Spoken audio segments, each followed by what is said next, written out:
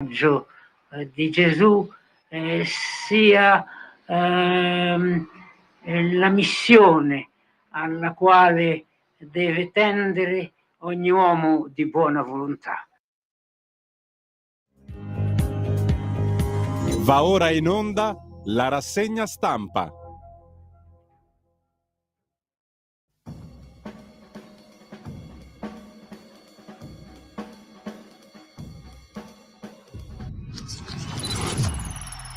Radio Libertà, le trasmissioni tornano in diretta con la rassegna stampa di Giulio Cainarca. Grazie a Giulio Cesare Carnelli, un cordiale buongiorno a tutte le ascoltatrici e a tutti gli ascoltatori. Venerdì 21 luglio sono le 7:31, radiolibertà.net e la pagina Facebook di Radio Libertà per avere sott'occhio il palinsesto anche di questa giornata. Intanto vediamo come al solito l'agenzia ANSA in apertura sulla questione russo-ucraina, esercitazioni russe nel Mar Nero, sparati missili antinave. Giovedì scorso il Cremlino aveva annunciato di considerare qualunque natante in quello specchio d'acqua alla stregua di potenziali navi militari. Poi ancora la modifica di Fitto alla terza rata del PNRR, slittano 519 milioni, il disegno di legge Nordio che inizia la riforma della giustizia e l'Unione Europea che dice lo stop all'abuso d'ufficio impatterà sulla lotta alla corruzione. Zaki libero, rilasciato in Egitto, ora dice Zaki, voglio una vita normale a Bologna, offrono a Corona file riservati su Messina Denaro, 2 arresti, in Sardegna bimba di 10 anni annega nell'Oristanese, in Veneto grandine, chicchi come palle da tennis, 110 feriti è l'incredibile bilancio del maltempo sul nord-est, anzi della grandine che viene giù, più grossa delle palle di tennis. Bidello assolto per molestie, i PM di Roma impugnano la sentenza e poi il 2022 l'anno più caldo e meno piovoso in Italia, il record dal 61, da quando ci sono i dati scientifici completi dell'ISPRA. Il caldo arretra al sud, al nord forti temporali fino a sabato. Nel meridione 30 gradi di notte e 47 di giorno, scrive l'agenzia ANSA in prima pagina. Dall'ANSA passiamo a dare un'occhiata anche all'ADN Kronos. ADN Kronos apre con il caldo, tanto per cambiare, 19 città da record ma al nord e tregua meteo. Ucraina-Russia, gli Stati Uniti affermano che l'Ucraina sta utilizzando bombe a grappolo in guerra, lo dicono gli Stati Uniti. Le forze armate ucraine stanno impiegando le munizioni, le orrende bombe a grappolo fornite apposta dagli Stati Uniti. Putin dice useremo bombe a grappolo se lo farà Kiev. Patrick Zaki libero, sarà a Bologna sabato mattina.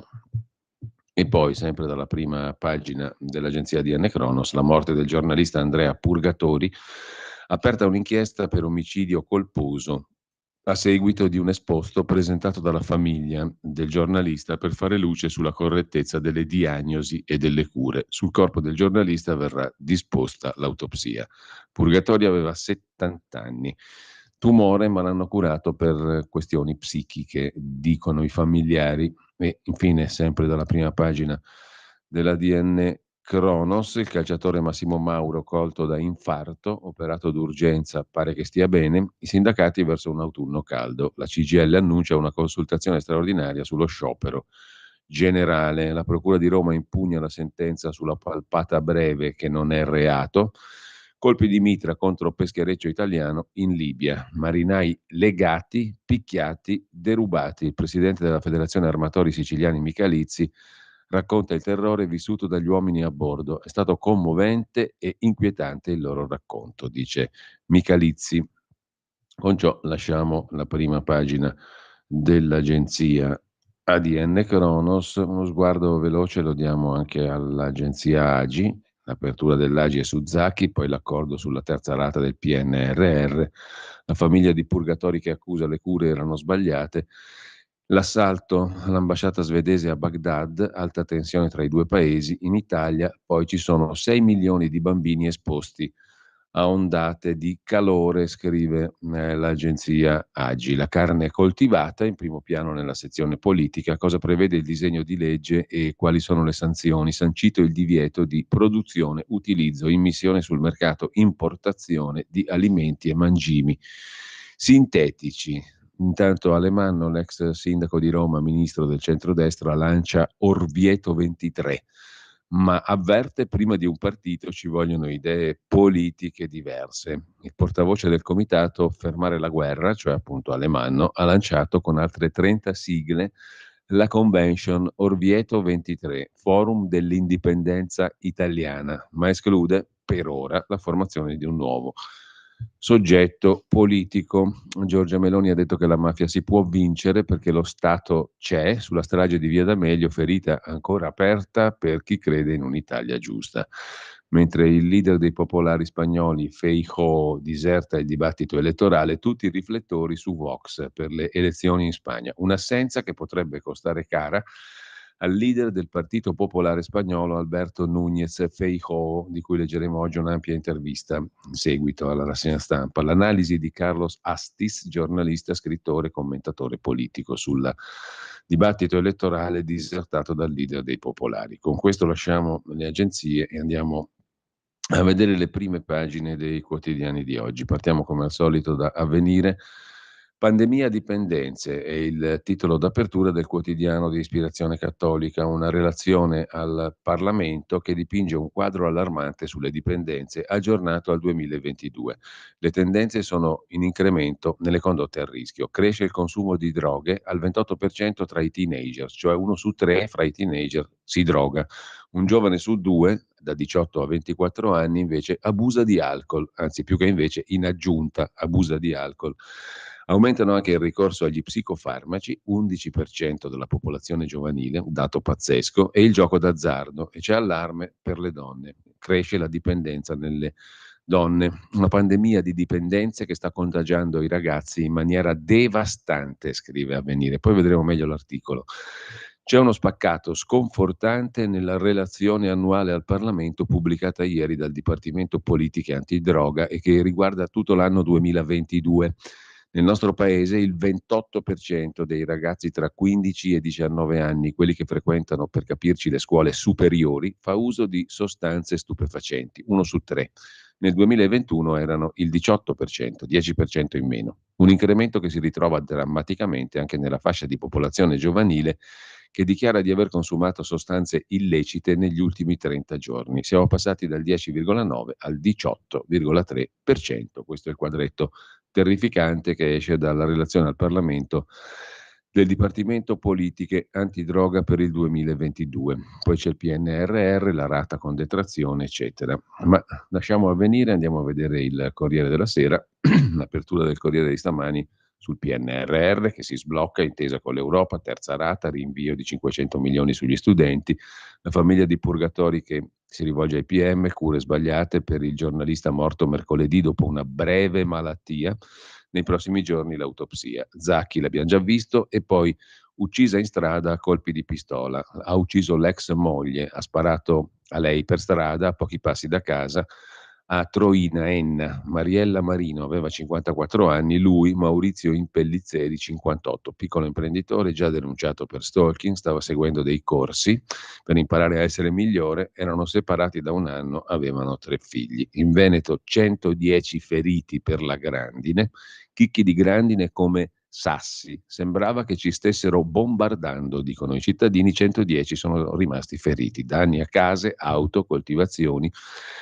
Temperature record nel resto d'Italia, 46 gradi nel siracusano. I segreti del boss offerti a Corona, 2 arresti, volevano vendere a Fabrizio Corona una serie di file top secret sulla cattura del boss mafioso Matteo Messina Denaro. Arrestati un carabiniere e un politico trapanese, indagato il fotografo. Il Fatto Quotidiano di Marco Travaglio apre la sua prima pagina anche con la foto di Giorgia Meloni e del ministro Nordio. Abuso d'ufficio, l'Unione Europea boccia Nordio e dà ragione al Colle, a Sua Eccellenza il Presidente della Repubblica. La destra degli impuniti in guerra con l'Europa. Gazzarra leghista, scrive ancora il Fatto. A Bruxelles l'Europa osserva sull'evoluzione dell'abuso d'ufficio in Italia, così sarà più difficile la lotta alle corruzioni. Il Consiglio Superiore della Magistratura, ciechi, sordi e muti, CSM, invece vede l'ostruzionismo della Lega contro il GUP di Salvini e lo porta alla Corte europea dei diritti dell'uomo. Che roba è? CSM, rinvii e fughe, la destra in trincea, vendetta per Salvini.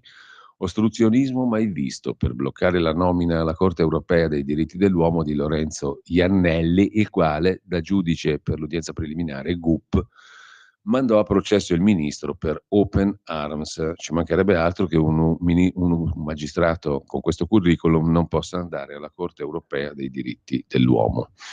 Sempre dalla prima pagina del Fatto Quotidiano, Figliuolo beffa il Parlamento, 2 paginette per 10 miliardi, rendiconti Covid, presentazione del documento con 2 anni di ritardo.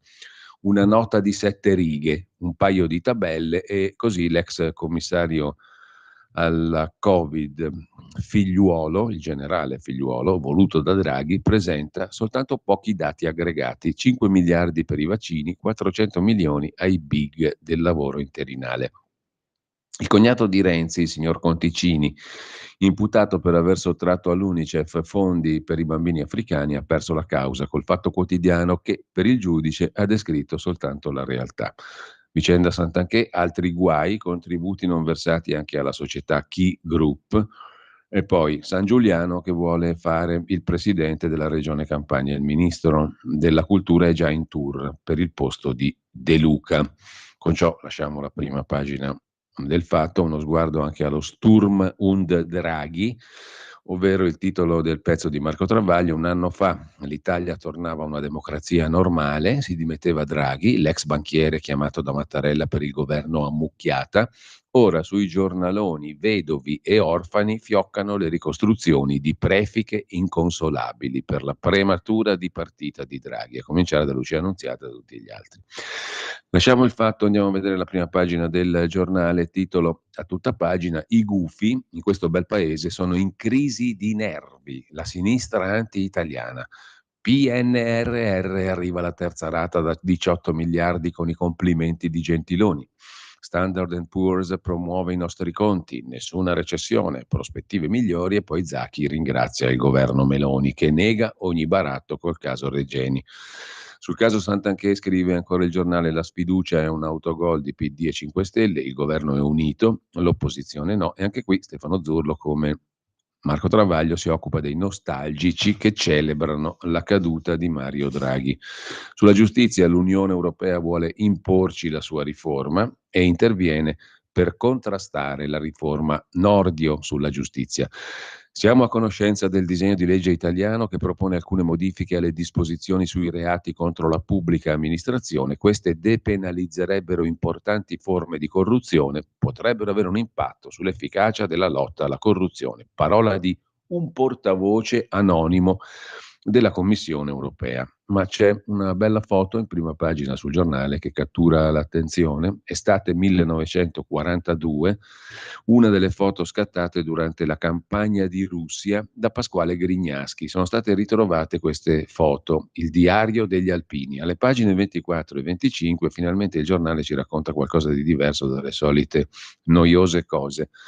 10 rullini, l'agendina, la memoria ritrovata di un tenente nella neve, tenente dell'Armir, la famosa armata italiana di Russia. L'alpino Pasquale Grignaschi, novarese, partecipò alla spedizione dell'Armir, giusto appunto, fra il 42 e il 43. Sono tutti luoghi che poi sono tornati d'attualità adesso con la guerra in Ucraina. Sono luoghi tra Ucraina e Russia, che era tutta Russia. Tornò con un inedito diario fotografico. Per anni restò in un cassetto, poi fu reso pubblico nel 2000. Oggi torna in edizione completa. Le immagini di un'epopea. Il libro di Pasquale Grignaschi si intitola Diario fotografico di un alpino sul Don, edito dall'editore Interlinea, 160 pagine, 14 euro, con un testo di Mario Rigoni Stern. Apparso nel 2000 con un altro titolo, esaurito da tempo, ora torna questo libro in una nuova edizione arricchita. È una testimonianza fotografica unica nel suo genere di un ufficiale del 4° battaglione, genio della divisione alpina cuneense. Una documentazione mai prima pubblicata sulla spedizione dell'Armir dall'estate del 42 alla catastrofe dell'inverno 42-43. E il giornale oggi, in maniera molto interessante, ci propone un pezzo di Luigi Mascheroni che inquadra il libro. Mario Rigoni Stern, alpino dell'altopiano di Asiago, scrittore, diceva sempre, e lui c'era, che la campagna di Russia è stata la guerra più drammatica di tutta la nostra storia italiana. Un'epopea, una tragedia, un atto di eroismo, una mattanza. In tutto, fra l'estate del 42 e la catastrofe dell'inverno 42-43, l'armata italiana in Russia, l'Armir, vide impegnati circa 230.000 soldati, morti e dispersi furono 80.000, i feriti e i congelati fra i 30 e i 40.000. Sulle sventurate gavette di ghiaccio è stato scritto moltissimo e adesso c'è questo diario fotografico ripubblicato, diario fotografico di un alpino sul Don, editore Interlinea, uno scrittore di Asiago che fu lì, è autore di un testo che è accluso a questo libro. E lasciamo questa prima pagina del giornale con la rivolta di 8.000 scrittori che chiedono i diritti contro l'intelligenza artificiale. 8.000 scrittori anglosassoni hanno scritto una lettera alle società che stanno sviluppando l'intelligenza artificiale. Volete copiarci, elaborarci e rivenderci? Almeno pagate il diritto d'autore. Queste tecnologie imitano il nostro linguaggio. Tony Damascelli invece si occupa di Miss Italia, che non cede alla deriva LGBT, il concorso vietato alle modelle trans. A Milano, ma poi lo vedremo meglio, all'ospedale policlinico di via Francesco Sforza, lite in corsia, ha rotto il femore a un medico, un invalido al 100%, tra l'altro, il soggetto che ha spaccato le ossa al medico perché voleva far dimettere la madre che aveva già appena portato su dalla Sicilia portandola via da un'altra RSA. Il giornale lo lasciamo, andiamo a vedere Il Giorno, Nazione, Resto del Carlino, il Quotidiano Nazionale, il PNRR, arriva la terza rata più leggera e poi Zuppi, incontrerò il mio amico Zacchi, perché il cardinale di Bologna, Matteo Zuppi, presidente della Conferenza Episcopale Italiana che ha incontrato qua e là in Russia, in Ucraina, negli Stati Uniti e altrove per comporre la guerra, è anche amico di Patrick Zaki, il ricercatore egiziano dell'Università di Bologna che è tornato libero. Sto programmando di essere a Bologna domattina. C'è Kissinger che compie 100 anni praticamente e il secolo l'ha vissuto tutto, ha incontrato a Pechino Xi Jinping che lo ha abbracciato con molto trasporto. E c'è anche da segnalare, poi la vedremo meglio, un'intervista a Sergio Cusani, Io Ferruzzi e Raul Gardini sul Quotidiano Nazionale di oggi, l'intervista a Sergio Cusani che rievoca il 23 luglio del 1993, quando si uccise Gardini, il capitano d'impresa a Ravenna, di Ravenna. Aveva preso il posto del suocero alla guida del gruppo. Il racconto di Cusani, consulente del gruppo, che finì in carcere quello stesso giorno e divenne un simbolo di Mani Pulite. 30 anni fa Raul Gardini si toglieva la vita con un colpo di pistola nella sua casa di Milano. Era il luglio del 23, mentre il PM De Pasquale che doveva interrogarlo andava in vacanza. Era il luglio del 23, un venerdì. Il capitano d'industria sentiva che gli inquirenti stavano arrivando a lui e si suicidò il giorno dei funerali di Gabriele Cagliari, il presidente dell'ENI, a sua volta in carcere su richiesta dei magistrati di Mani Pulite. Anche Cagliari, disperato, aveva deciso di farla finita, soffocandosi in cella. Quel giorno finiva a San Vittore anche Sergio Cusani. In realtà era Cagliari il soggetto inquisito dal PM De Pasquale che andava in vacanza. Comunque quel giorno finiva a San Vittore anche Sergio Cusani, il consulente finanziario che collaborava da anni con la famiglia Ferruzzi. Gardini aveva potuto portare a termine la scalata Mount Edison grazie alle garanzie economiche che l'impero creato da Serafino Ferruzzi gli aveva messo a disposizione. Il ruolo di questo grande imprenditore, cioè di Gardini, è stato fondamentale. Partendo da Ravenna aveva costruito una realtà molto solida, un gigante di grande affidabilità economica.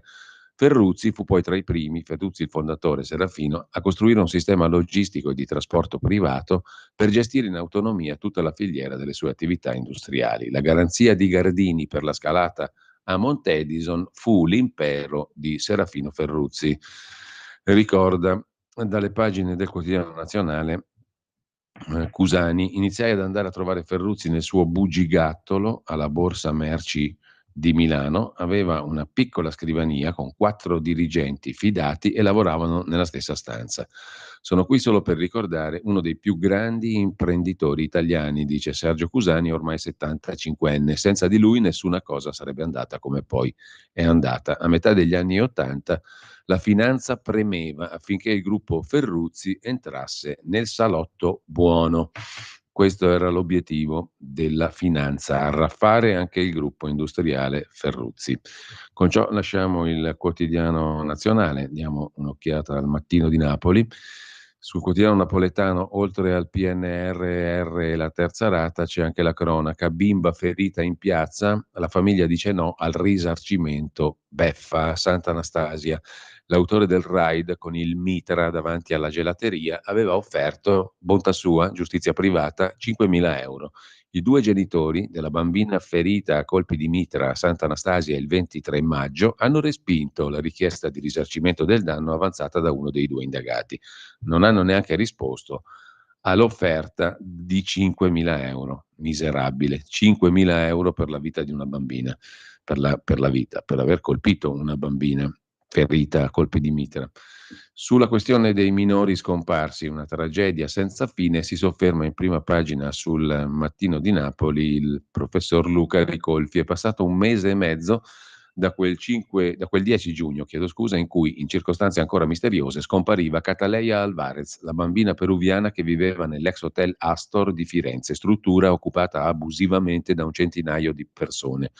L'interesse con cui l'opinione pubblica segue la vicenda è comprensibile, come è comprensibile la partecipazione che suscitano i programmi televisivi dedicati ai casi di persone scomparse, scrive Luca Ricolfi in prima pagina sul Mattino di Napoli. Ma c'è un aspetto che non sembra avere attirato l'attenzione: la dimensione quantitativa e qualitativa del fenomeno delle persone scomparse. Questa è una differenza importante con altri fenomeni che turbano l'opinione pubblica, suscitano l'indignazione dei media, sono oggetto di moniti da parte delle istituzioni. Prendiamo il caso dei morti sul lavoro, o le stragi del sabato sera o i suicidi giovanili. È comune che la notizia relativa al singolo infortunio sul lavoro, incidente stradale, suicidio, diventi l'occasione per parlare del fenomeno in generale. Ogni anno si contano più di 1.000 morti sul lavoro, circa 1.500 morti in incidenti, quasi 4.000 suicidi, il che significa che ogni giorno si hanno 3 morti sul lavoro, 4 morti in strada e 10 persone che si tolgono la vita. Sulle persone scomparse le cose vanno diversamente. Il caso singolo occupa per settimane, mesi, talora anni le pagine di cronaca, come il caso di Emanuela Orlandi, ma la diffusione del fenomeno tende a restare nell'ombra. Quanti sanno quante persone scompaiono ogni giorno in Italia o quante non vengono mai ritrovate, potrebbero essere morte, sequestrate, ridotte in schiavitù? Eppure, osserva Ricolfi sul sito di fondazioneium.it e sul Mattino di Napoli, se c'è un fenomeno che molto lodevolmente è all'attenzione delle istituzioni da oltre 10 anni è quello delle persone scomparse. Leggendo l'ultima aggiornata relazione al Parlamento del commissariato straordinario del governo per le persone scomparse, si apprendono molte cose interessanti. Abbiamo detto prima, circa 1.000 morti sul lavoro ogni anno. Sapete quante persone scompaiono ogni anno? 25.000, cioè 67 al giorno, contro i circa 3 morti sul lavoro al giorno. La seconda cosa è il numero di persone non ancora ritrovate o disperse, 12.000, di più della somma di tutti i morti sul lavoro, in incidenti stradali o domestici o per suicidio, di più del numero totale di morti civili in Ucraina dall'inizio della guerra. Ma facciamo uno zoom ulteriore. Il grosso delle persone scomparse e non ritrovate è dato da ragazzi e bambini, con netta prevalenza di stranieri. Nel 2022 i minorenni scomparsi e non ritrovati sono stati più di 10.000, 10 volte più dei morti sul lavoro, in forte aumento rispetto all'anno precedente. Il rischio di essere in questa condizione è di 1 ogni 1.000 minorenni, più di 20 volte maggiore del rischio annuo di morire sul lavoro se si è occupati, circa 4 volte il rischio annuo di morire sotto le bombe se si è un civile ucraino. Insomma, non sono numeri piccoli, quelli dei minori che scompaiono senza lasciar traccia. Ed è curioso che la dimensione quantitativa del fenomeno sia così poco nota e dibattuta, a differenza di quelle di altri fenomeni altamente monitorati, ma di dimensioni molto più contenute. Dobbiamo allarmarci? Ovviamente sì, scrive Luca Ricolfi, ma ci sono almeno due ragioni per relativizzare le nostre preoccupazioni. La prima è che la maggior parte delle sparizioni sono volontarie, l'80% dei casi, e i casi in cui il minore è possibile vittima di reato sono rari, meno dell'1%. La seconda è che, a giudicare dalle poche statistiche disponibili, l'Italia, fra le società avanzate, pare essere quella che sta meno peggio. In rapporto al numero di abitanti, la Francia ne ha il triplo, Germania quadruplo, Regno Unito, Stati Uniti quintuplo. Fra i grandi paesi, solo la Spagna ci somiglia un po'. Complessivamente, conclude Luca Ricolfi, la Commissione europea ha valutato in 250.000 il numero annuo di minori scomparsi nell'Unione Europea, circa uno ogni 2 minuti, segno che il problema esiste, anche se per fortuna questa volta non siamo noi i peggiori della classe, scrive sul Mattino di Napoli il professor Luca Ricolfi. Dal Mattino passiamo al Tempo di Roma, un attimo solo che ci arriviamo. Il quotidiano romano apre con Bonaccini che fa il tutor di Ellis Line, 2 giorni a Cesena per raccogliere i malumori dei PD contro Ellis Line. Il presidente dell'Emilia blocca la fronda interna. Schlein era pur sempre la sua vicepresidente in regione. La segretaria paga il flop elettorale, le posizioni radicali sulla maternità. Alla kermesse a Cesena del governatore la vecchia linea dell'Ulivo e sul palco anche Prodi e Castagnetti. Intanto il governo pensa allo smart working per fronteggiare l'emergenza caldo. Pichetto Fratina apre all'energia nucleare e Salvini annuncia il piano taxi e NCC, noleggio con conducente, più la revoca della patente a chi abbandona cani in autostrada e animali domestici. È una delle misure allo studio del ministro dei trasporti Salvini, che ha fatto il punto anche sulla situazione taxi e NCC, noleggio con conducente, dopo il caos e le lunghe attese dei giorni scorsi, soprattutto a Roma. Il nuovo piano di riordino, ha detto Salvini, sarà pronto prima della pausa estiva. Dal Tempo passiamo a Repubblica. Il quotidiano diretto da Maurizio Molinari apre ancora col caldo. Emergenza caldo sul lavoro. La richiesta dei sindacati: stare a casa quando ci sono 33 gradi. Blocco delle attività, cassa integrazione se la temperatura sale sopra i 33 gradi. La ministra Calderone ha detto che lo smart working è essenziale. Sull'Ucraina noi russi siamo pronti a discutere tutti i piani di pace, lo dice il nuovo ambasciatore russo in Italia, Alexei Vladimirovich Paramonov, ma lo vediamo dopo. E sempre dalla prima pagina di Repubblica, i prezzi alle stelle di chi prende l'aereo quest'estate, i rincari dei biglietti aerei tra il più 20 e il più 50%. Con ciò lasciamo la prima pagina di Repubblica. Corrado Augias ci spiega perché non esiste un unico modo di leggere i libri. Andiamo a vedere la Stampa di Torino.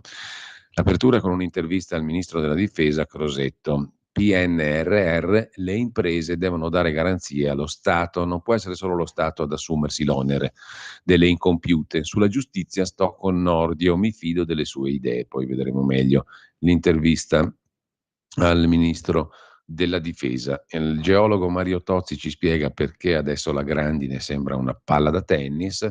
È normale che cadano chicchi di grandine grossi come pesche? Succedeva anche in passato o oggi sono il segno di uno scompenso climatico che non ha più senso negare? La risposta di sintesi nel titolo della Stampa è che le grandinate sono triplicate in 20 anni per colpa dei colossi dell'energia, effetto del cambiamento climatico. Dovremmo lasciare sottoterra il 60% di gas e petrolio, così non avremo più il grandinone. Sempre dalla prima pagina della Stampa, sia il salario minimo da 2 italiani su 3, e poi Andrea Orcel, amministratore delegato di Unicredit, che ha fatto utili per 7 miliardi e 300 milioni, incredibile, negli ultimi 15 mesi, dice che i tassi di interesse resteranno molto alti a lungo. Lucia Annunziata si occupa di Giorgia Meloni e di Marina Berlusconi, 2 donne incompatibili. Alessandra Ghisleri invece il sondaggio vede la Lega oltre il 10%. Sintesi, il 57% degli italiani maggiorenni è pessimista sulla situazione economica. Nel ranking delle priorità, rilevate dal sondaggio di Euromedia Research di Alessandra Ghisleri per luglio, sul podio, sempre in crescita, l'inflazione e il caro prezzi. Dai dati dell'osservatorio precariato INPS primi 4 mesi del 23 sono stati attivati 2.650.600 nuovi contratti di lavoro. Le attivazioni a tempo indeterminato in lieve calo. Da questo bilancio e da altri si argomenta l'esigenza di offrire risposte alla popolazione sull'adeguamento degli stipendi. Su questa linea le opposizioni si sono coalizzate presentando la proposta sul salario minimo che risulta condivisa dal 71,5% degli italiani. Per quanto riguarda Giulio, i ci fermiamo partiti, 10 secondi.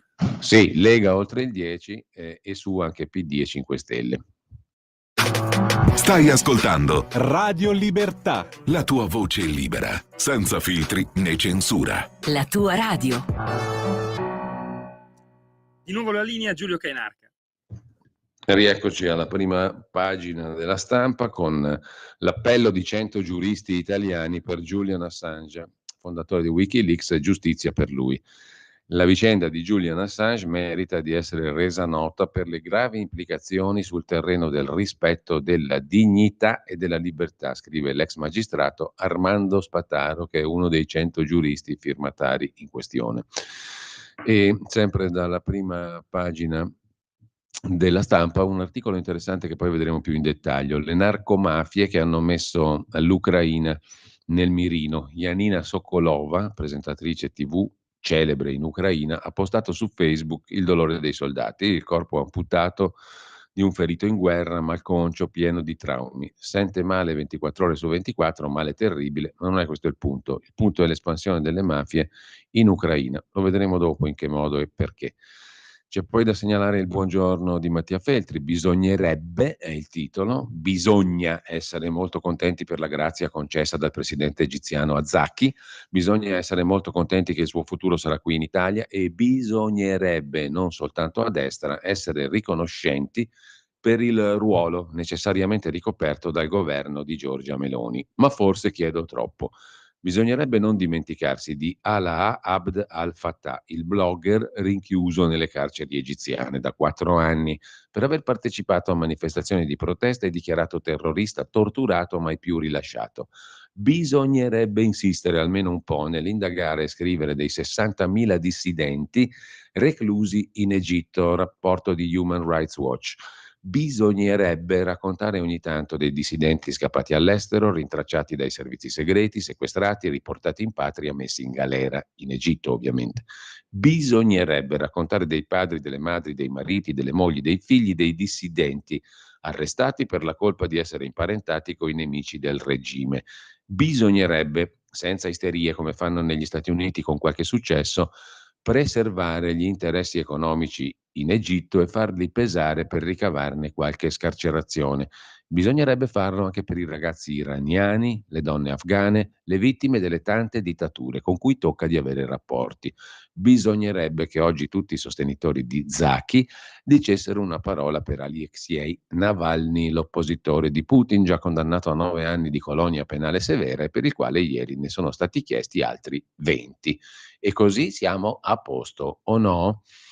Infine c'è una lettera di Beatrice Venezzi, io, le accuse di fascismo della sinistra, Veronesi e il ruolo della musica, in prima pagina e poi a pagina 30 della Stampa di oggi. Il direttore d'orchestra Beatrice Venezzi, amica del premier Giorgia Meloni, scrive la sua versione delle cose. Smettiamola di prendere dagli artisti solo ciò che fa comodo. Non possiamo tornare alle catalogazioni naziste e ai pogrom togliattiani, giusto per dare un colpo a destra e uno a sinistra. Il maestro Veronesi poteva rinunciare prima.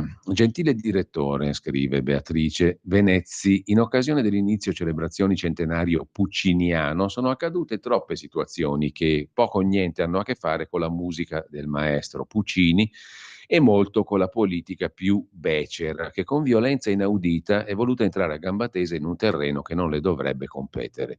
I fuochi d'artificio, scrive il direttore d'orchestra Venezzi, sono iniziati pochi giorni prima della mia esibizione al concerto di apertura delle celebrazioni, col mio inserimento nella lista di proscrizione di 4 gatti, aggiungo miserabili, di sinistra, che con un'orchestrata campagna su una delle testate italiane più schierate a sinistra hanno cercato di impedire al teatro di Nizza di mantenere il mio incarico di direttore dei concerti di fine anno, accusandomi e diffamandomi quale novella neofascista italiana all'assalto dei loro teatri.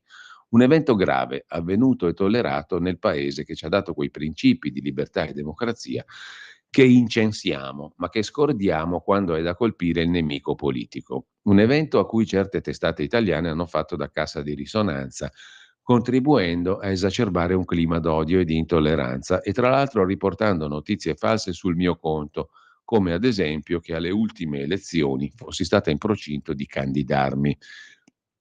I fuochi sono poi proseguiti col tentativo maldestro da parte di certa nomenclatura, che probabilmente non conosce neanche i fondamentali della musica classica, di censurare il mio programma artistico del concerto inaugurale. Abbiamo assistito alla partecipazione di 5.000 spettatori entusiasti, ma con la fila vuota delle autorità di provincia, regione e comuni, tutte appartenenti alla sinistra, perché avrei inneggiato al fascismo mussoliniano eseguendo l'inno a Roma di Puccini.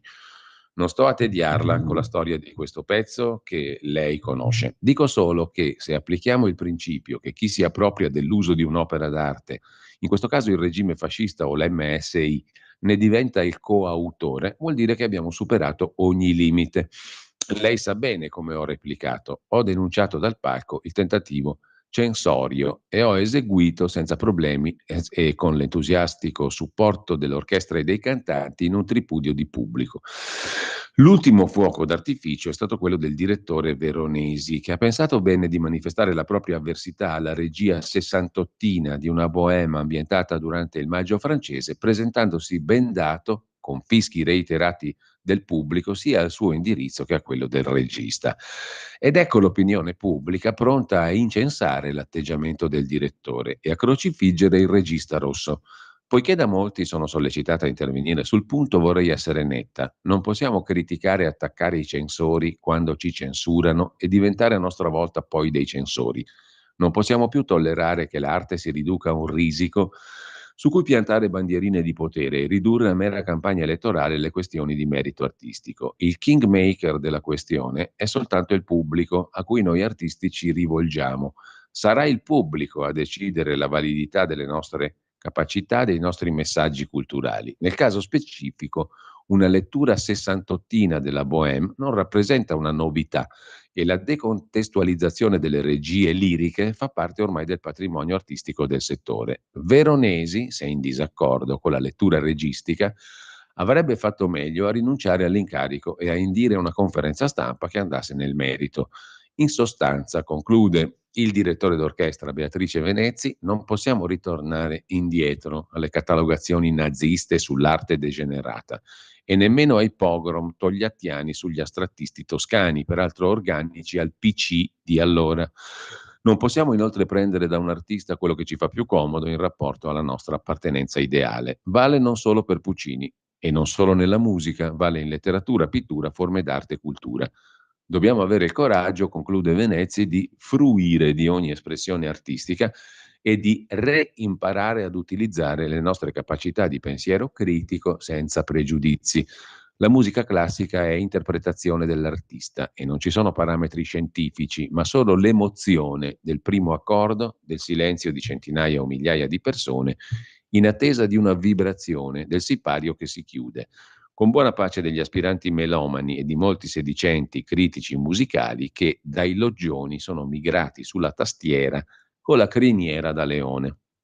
Insomma, un'osservazione banalissima quella che fa il direttore d'orchestra, ma che diventa una roba importante in questo periodo. Dire delle cose ovvie, non nel senso denigratorio, dire delle cose ovvie diventa una cosa incredibile. Comunque la verità, andiamo a vederla, ma facciamo prima. Finalmente la verità, dopo tante balle, i dati sui consumi smontano la farsa della setta climatica, ci spiega da par suo il direttore Maurizio Belpietro. Non è scienza, ma cattiva religione questa qua sul clima. All'onda di calore fa seguito un calo delle temperature al nord, violente grandinate in Veneto.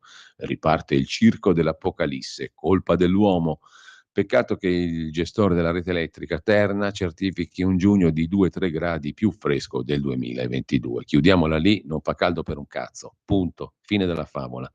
Inizia la liberazione, Timmermans lascia l'Unione Europea per fare la guerra ai contadini olandesi, scrive ancora La Verità. E poi super pressing per l'elettrico, ma circola soltanto un'auto su 100, studi lombardi sul biodiesel, così si salvano lavoro e natura. Chiusa la pantomima del PNRR, arriva la terza rata, poi c'è il conto, questo lo vedremo dopo, della Lagarde. Aumentano i tassi di interesse, peggiorano i conti pubblici e cosa fai? Tagli la sanità. Sulla sanità stretta dell'11%. Mi sembra logico, no? Essendo un servizio che non conta niente, la sanità la tagli. Ottimo e abbondante, mentre da sempre il Sud lotta con il caldo a colpi d'ombra, balconi e granite. La mia Puglia, ricorda Marcello Veneziani, è sempre stata rovente. Com'era bella l'estate quando il caldo feroce non esisteva. La canicola era solo all'inferno, il solleone era uno spauracchio per tener buoni i bambini. Poi venne il terrorismo rosso, bollini rossi, cartellini rossi, eccetera. Sindacalista sconfitto, Puzzer a Trieste, protestò contro il pass, Stefano Puzzer perde e resta senza lavoro, silenzio, ne parla nessuno. Mentre Giorgia Meloni va verso l'incontro con Joe Biden, sul tavolo piomba il dossier spazio. Spazio è una parola che evoca misteri. Se ne occupa Claudio Antonelli. Il dossier spazio significa industria aerospaziale. Chiude la prima pagina della Verità Fabio Amendolara, i segreti del boss offerti a Corona, 2 arresti, c'è il quotidiano La Verità dietro l'indagine sui presunti file di Matteo Messina Denaro, a pagina 13. Fabio Amendolara spiega il per come e il perché. Cercavano di vendere a Corona i segreti sul boss Matteo Messina Denaro, 2 arresti, un politico e un carabiniere. I file su Messina Denaro offerti a 5.000 euro. L'indagine era stata fatta scattare da un articolo de La Verità. Mentre Sarina Biraghi parla di Roma, capitale dell'immondizia, con i topi dappertutto, respinti altari, ricorsi ambientalisti, sul termovalorizzatore basta scuse. Andiamo a vedere anche Libero. Il quotidiano diretto da Alessandro Sallusti apre con Zaki l'ingrato, stonfamone, rifiuta il volo di Stato. L'egiziano ringrazia tutti, ma chiede di partire con un aereo di linea. Non voleva stringere la mano alla lurida Presidente del Consiglio italiana Giorgia Meloni, subodora, ipotizza, dubita il fatto mica tanto per niente, Libero, il quotidiano Libero, è un ingrato, stonfamone. Quelli che in Rai possono insultare, invece, il titolo del pezzo di Alessandro Sallusti, Saviano può dire tutto quello che vuole, il nostro Filippo Facci assolutamente no. Siamo contrari alla censura, pratica odiosa e per di più spuntata in democrazia, luogo nel quale tutte le idee devono circolare liberamente. Ma proprio per questo, scrive Sallusti, siamo contrari a qualsiasi censura, perché se la sanzione viene applicata a corrente alternata, sempre a favore di una parte, allora non è censura ma arma politica impropria. Il mio amico e collega Filippo Facci è stato fatto fuori dalla RAI, dove avrebbe dovuto iniziare una prestigiosa rubrica quotidiana prima del TG2, per aver scritto in un articolo su Libero una frase inopportuna, raccontando correttamente della vicenda che ha coinvolto il giovane figlio del Presidente del Senato La Russa, mentre invece il Saviano può dire tutto quello che vuole. Non è giusto, scrive Sallusti. Sono arrivati i soldi del PNRR. E poi sindaco con la cocaina del PD a Cecina, sindaco del PD non con la cocaina del PD, siamo chiari, sindaco del PD trovato con la cocaina. Il PD lo ringrazia, niente di dimissioni, lui dice mi curerò. Poi c'è Vittorio Feltri che fa una petizione, qui siamo a Milano, su Libero, e firma la petizione contro i rincari dell'area C, da 5 euro a 7,5 euro e valida sempre, compreso il sabato e la domenica, che adesso non vale e non devi pagare. Ne ascolto e ne leggo di ogni riguardo la rovente tematica dell'aumento del costo per l'accesso all'area del centro di Milano, che a partire dal 30 ottobre comporterà per i non residenti un esborso di ben 7,5 euro al giorno, anziché 5, mentre gli abitanti, scrive Vittorio Feltri, sottoscrivendo questa iniziativa, mentre gli abitanti dal 41esimo ingresso in poi pagheranno 3 euro e non più 2, come avviene attualmente. Per di più non saranno più previsti giorni liberi. Anche sabato e domenica, appunto, ci verrà chiesto di sborsare denari per raggiungere il cuore della metropoli, che Beppe Sala, il quale si comporta come un feudatario locale che forza al versamento di un obolo per varcare la soglia del feudo, sta trasformando in una zona riservata ai ricconi, il tutto con la scusa della tutela dell'ambiente e della salvaguardia della qualità dell'aria, la quale però, da quando sono in vigore queste misure, non risulta migliorata, segno che le genialate del sindaco non funzionano. Questi, anziché ravvedersi, cosa fa? Illogicamente inasprisce le sue disposizioni schizofreniche. Reputo condivisibili e inoppugnabili tutte le opinioni e le dichiarazioni di quanti esprimono malessere e rabbia per questi ingiustificati rincari. Sala pensi ai deboli e revochi la gabella, muoversi è un diritto e l'aria non migliora. Smetta di fare il feudatario che chiede l'obolo per entrare nel regno. Assurdi i rincari di area C, comprensibile il malessere e la rabbia dei milanesi. Anche area B ha messo al bando migliaia di vetture dall'oggi al domani dichiarate vietate, obbligando tante persone a cambiare, l'auto. Area B risale allo scorso anno, di fatto ha messo al bando centinaia di migliaia di vetture che abitualmente transitavano su Milano. Su questo tema Libero dedica 3 pagine nel dorso milanese, mentre lasciamo Libero con gli ultimi 5 cinema porno sopravvissuti. Ennesima chiusura a Rimini, ecco dove sono gli altri. Sale cinematografiche in estinzione. Ma lasciamo anche Libero e andiamo adesso a vedere la prima pagina di Italia Oggi. Con calma ci arriviamo, eccola qui. Italia Oggi apre con il caldo e le mini aziende tutelate. L'INPS precisa che anche con un solo dipendente si potrà sospendere l'attività se la temperatura effettiva o percepita va oltre 35 gradi. Tutti tutelati contro il caldo, anche la piccola azienda, lo precisa l'INPS in un messaggio di ieri. La possibilità di far ricorso per troppa AFA alla cassa integrazione con causale eventi meteo alle aziende non destinatarie di cassa integrazione ordinaria è garantita anche dai fondi di solidarietà bilaterali. In primo piano su Italia Oggi, come tutti i giorni, la rubrica diritto e rovescio, la versione audio-video la sentiamo come sempre alla fine della rassegna stampa. La maggioranza dei lettori dei quotidiani legge solo i titoli, scrive Magnaschi. Ci sono quindi 2 tipi di lettori, quelli dei titoli e quelli dei testi. Prendiamo il caso Nordio. Una settimana fa fu chiarito da lui e da Meloni che il cambio delle norme sull'associazione mafiosa non rientrava nella riforma della giustizia. Il tema avrebbe quindi dovuto essere chiuso. Invece, una settimana dopo, ieri, esce un titolo a tutta pagina: Meloni a Palermo bacchetta Nordio.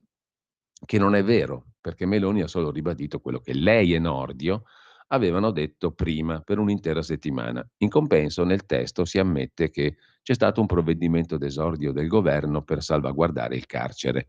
In mezzo ci sono gli arresti di 1.300 mafiosi e 29 latitanti negli ultimi 9 mesi, dovuti al lavoro di inquirenti e forze dell'ordine che Meloni promette di sostenere perché, ha detto il Premier, la battaglia contro la mafia si può vincere. Queste informazioni, non essendo nel titolo, non le ha lette nessuno, scrive Magnaschi. Vi segnalo poi a pagina 2 di Italia Oggi il pezzo di Carlo Valentini: paga le imposte il 13% degli italiani, agli altri si vorrebbero concedere anche i condoni. Mentre Gianni Macheda sottolinea, abbiamo letto prima il pezzo di Beatrice Venezzi, dopo la bieca crociata ideologica a Nizza contro Beatrice Venezzi, un vero comportamento fascista di chi si definisce antifascista. Su Italia Oggi c'è un altro articolo interessante di Carlo Valentini a pagina 6, la ribellione del ceto medio, sono i pensionati con pensione medio-alta colpiti dall'inflazione e dalla non perequazione, si rivolgono alla Corte Costituzionale con 5 cause pilota che il segretario generale della UIL Pensionati, Carmelo Barbagallo, sta curando 5 cause pilota contro questa ingiustizia. I pensionati, come tutti coloro che hanno reddito fisso, sono puntuali pagatori del fisco alla fonte, quindi sono una parte di quel 13% di italiani che pagano il 60% di tutti gli introiti fiscali, colpiti dall'inflazione e dalla non perequazione delle pensioni. Vanno alla Corte Costituzionale. Intanto, sempre da Italia Oggi, sul salario minimo non tutto si sa, osserva Franco Bechis, l'articolo su Open ripubblicato da Italia Oggi. Su 61 contratti, 39 hanno una paga superiore a 9 euro. Il dibattito politico su questa misura si svolge fra persone che non conoscono il problema. Sono 21 su 27 i paesi europei che hanno un salario minimo previsto dalla legge, ma di questi solo 6, Lussemburgo, Olanda, Francia, Irlanda, Belgio, Germania, hanno un salario minimo sopra i 9 euro all'ora, come si vorrebbe introdurre in Italia con la proposta di legge Conte-Schlein. In Italia il salario medio orario lordo, secondo Istat, è di 14,5 euro. Il valore lordo mediano, citato dalla Commissione europea, è di 12,8 euro l'ora. Quindi, se il salario minimo fosse introdotto per legge in Italia, secondo la Commissione europea, dovrebbe essere il 60% di quel valore mediano, cioè 7,68 euro lordi all'ora. Ci perderebbero in molti. Vi segnalo poi il bel pezzo del nostro Antonino Danna su molti deputati inglesi che, sotto i 40 anni giovani, che lasciano il Parlamento britannico perché non reggono agli insulti coi tweet e al troppo lavoro. Già 68 i parlamentari che hanno annunciato che non si ricandideranno. Alla spicciolata, scrive Antonino Danna, gruppetti di deputati under 40 al Parlamento inglese lasciano Westminster e preferiscono tornare a una vita normale. La colpa è soprattutto dei social, oltre che del carico di lavoro. Non basta occuparsi delle sorti dell'Inghilterra, ma bisogna anche difendersi da gente che non esita ad aggredire, polemizzare, insultare, spesso senza alcuna ragione. Questo è il succo di un'inchiesta che il Sunday Times ha pubblicato in questi giorni. Sembra impossibile, scrive Antonino Danna, eppure è la decisione di tanti giovani deputati, fortunati percettori di uno stipendio di circa 100.000 euro all'anno. Dovrebbero pagarci il doppio, celia uno di loro con il Sunday Times. Secondo il Sunday Times sono 68 i deputati inglesi che hanno annunciato di non ricandidarsi alle prossime elezioni tra un anno. 43 Tories, conservatori, 13 laburisti, 4 indipendenti, un verde, un gallese, 6 indipendentisti scozzesi. Sembra proprio che la tendenza sia in crescita, quasi simile al 2010, quando 100 laburisti non si ripresentarono dopo uno scandalo sui rimborsi e 13 lunghi anni di potere. Nel caso dei conservatori si scommette su un risultato peggiore dopo la leadership di Boris Johnson, Liz Truss e adesso Rishi Sunak. Il fatto è che da tempo i parlamentari non godono più di rispetto. A novembre 22 un sondaggio di YouGov indicava come per il 66% degli inglesi i deputati fossero lì a Westminster a pensare agli affaracci loro, più 9% rispetto al maggio del 21, più lo stress da social media, che preoccupa anche chi crede di fare il giustiziere del popolo. Davanti alla segreteria della deputata laburista Charlotte Nichols si è presentato un tizio col coltello. I genitori del suo ex hanno abbandonato i social perché gli odiatori seriali se la prendevano anche con loro. E ancora aleggia la memoria di Jo Cox, deputata laburista che non voleva la Brexit, assassinata a pistolettate e coltellate nel 2016. Secondo la BBC, conclude Antonino Danna, un deputato riceve in media oltre 3.000 tweet offensivi al giorno e le denunce per molestie o diffamazioni sono passate da 20 nel 2016 a 118 nel 2019, alzando i costi per la sicurezza dei parlamentari. Le più bersagliate le donne. Secondo un sondaggio Fawcett, il 93% delle deputate ha denunciato molestie online, con impatto negativo sulla loro attività.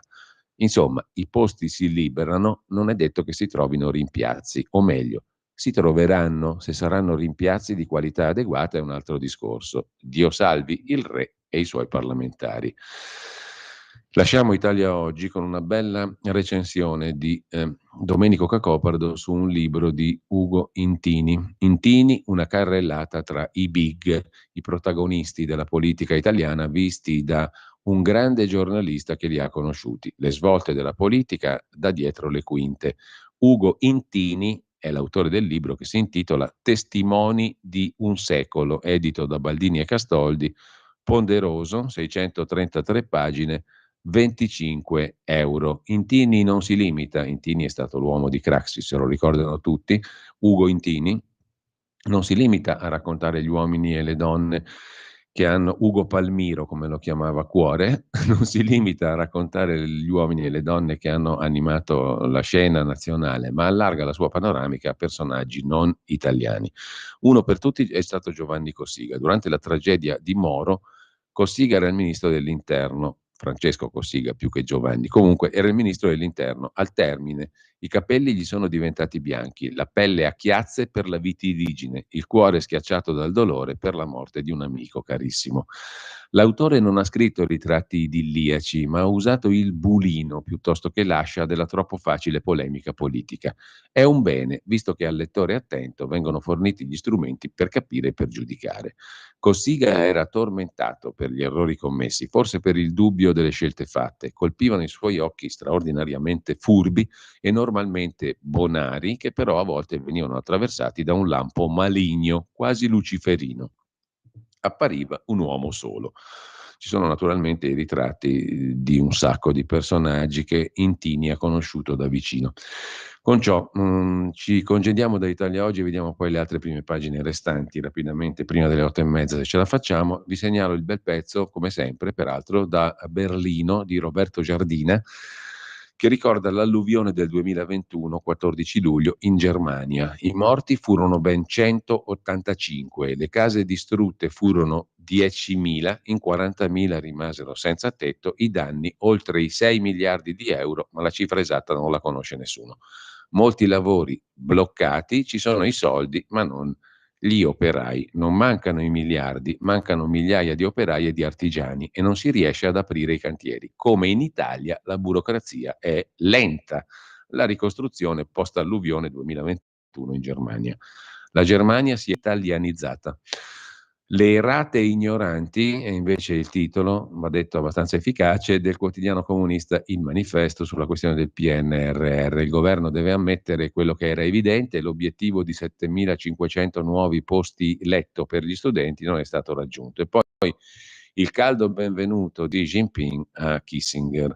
Mentre sul Foglio di oggi mi segnala un pezzo di Luciano Capone su Piercamillo Davigo, la nemesi di Davigo. Si è scelto l'avvocato che ha difeso anche Cesare Battisti e Vallanzasca. È un ipergarantista, il quale scrive che Davigo è senza equilibrio per fare il giudice ed è simbolo di una cultura becera. Proprio questo si è scelto Piercamillo Davigo, che evidentemente ha anche senso dell'umorismo, incredibilmente, come avvocato difensore. E con questo lasciamo anche il Foglio.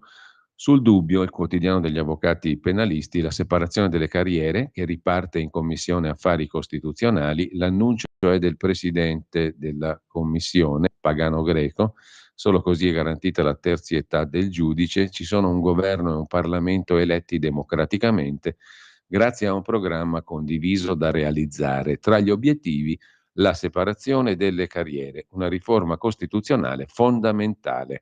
Così il vice ministro alla giustizia Francesco Paolo Sisto davanti alla platea del convegno Separare le carriere, unire la giustizia, organizzato dall'organismo congressuale forense, l'OCF, in collaborazione con la presidenza della Commissione Affari Costituzionali della Camera. Mentre dal PD il sindaco di Pesaro, Matteo Ricci, chiede al suo partito, il PD, di sostenere l'abolizione del reato di abuso d'ufficio.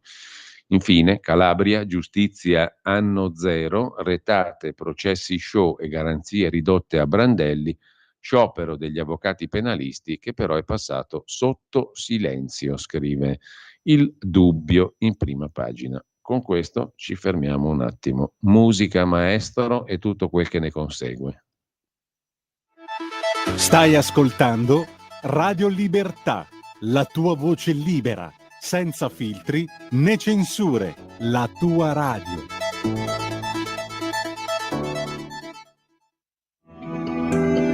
Il meteo.it presenta le previsioni del giorno.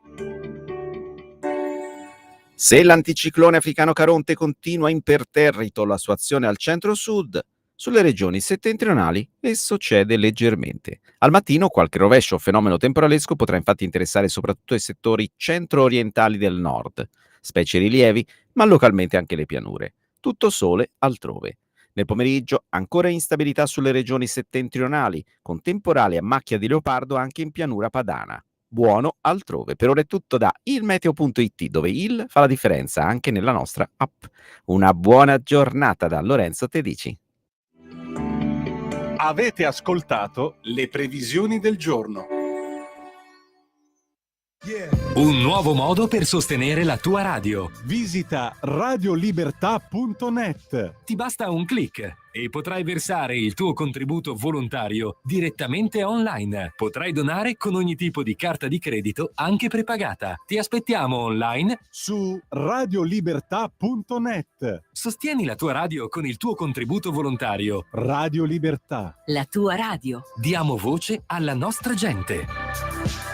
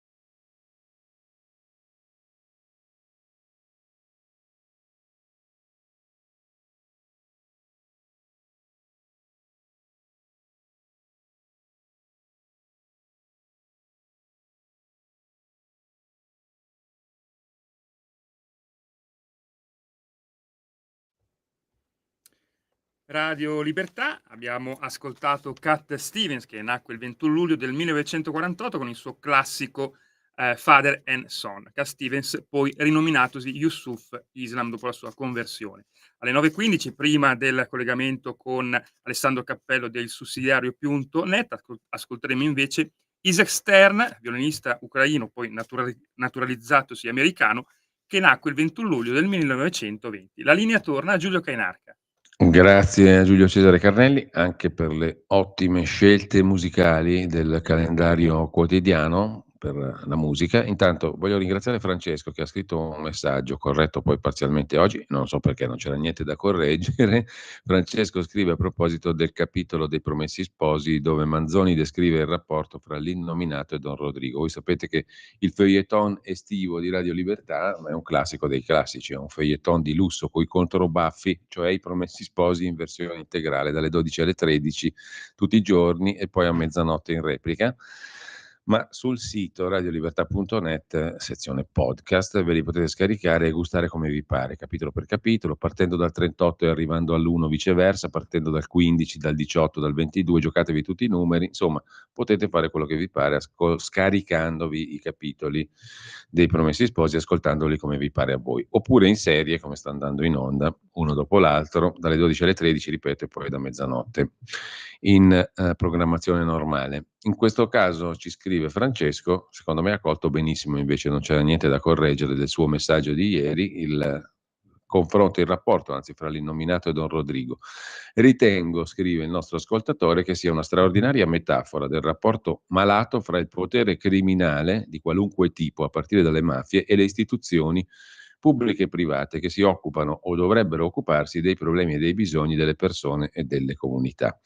È peraltro un'osservazione giustissima, perché il romanzo, secondo me, in realtà è un romanzo sul potere e sulla prepotenza. Questo sono i Promessi Sposi.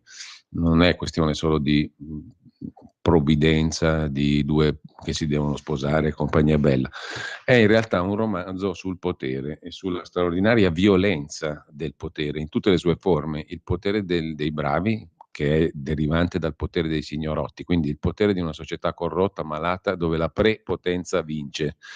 Il potere degli ecclesiastici, il potere di quelli che hanno i codici dalla loro parte e le gride, che li interpretano e che stanno alla tavola dei potenti, perché l'avvocato Azzeccagarbugli è a cena, a pranzo, con Don Rodrigo e con i signorotti, col conte Attilio, con i prepotenti, giusto appunto. E il potere anche appunto degli ecclesiastici che si trincerano a volte dietro il loro potere appunto per umiliare i già umili, per così dire. D'altra parte ci sono poi gli esempi luminosi che sono però esempi di un'individualità che eccelle dalla massa. Se ci pensate, Fra Cristoforo è un'eccezione tutto sommato. Cardinal Federigo è un'eccezione e ha tutti i suoi limiti, come illustra il Manzoni, il quale aveva pur sempre una formazione illuminista e quindi non era uno che si faceva fare su, come si dice in lombardo. Comunque, ad ogni modo, il romanzo secondo me è molto interessante, al di là della lingua, al di là delle cose risapute, al di là che era un obbligo scolastico, c'è molto di più. Poi seguiremo con quello che è stato considerato parzialmente uno degli eredi in ambito letterario del Manzoni, cioè Emilio De Marchi, e con il suo Demetrio Pianelli, che sarà la seconda avventura del feuilleton estivo, tardo estivo, diciamo, della nostra radio, sempre che non ci siano novità di mezzo molto eclatanti che inducano a rivedere i palinsesti. Però forse ci arriviamo con il Demetrio Pianelli, un altro capolavoro mezzo dimenticato. Qualche antico insegnante lo metteva tra gli obblighi di lettura alle medie o giù di lì, e ce lo siamo dimenticati tutti nel caso l'avessimo letto, però anche quello è molto bello e comunque sarà la seconda parte del feuilleton estivo. La lettura anche quella integrale del Demetrio Pianelli.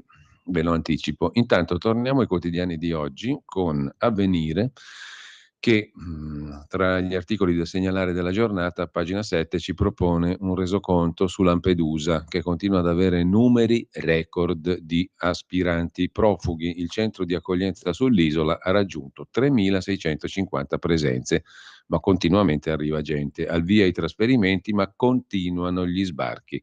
A Fiumicino in arrivo 42 cittadini afghani con Sant'Egidio, con i corridoi umanitari. L'altra strada, sottolinea Avvenire, è proprio questa, i corridoi umanitari. Intanto, attenzione, non c'è più crisi economica. Il lavoro continua a crescere. In 4 mesi più 614.000 contratti, scrive ancora Avvenire in pagina economica. Da inizio anno le assunzioni stabili sono cresciute del 30% rispetto al 2022 per effetto delle trasformazioni di contratti. I giovani chiedono modalità ibrida e volontariato in azienda.